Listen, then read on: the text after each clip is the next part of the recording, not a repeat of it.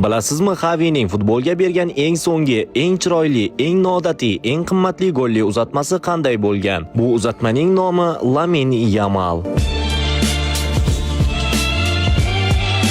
2023-yil aprel oyining o'sha kechasi birgina chaqiruv: Lamin tayyorlan, maydonga tushasan.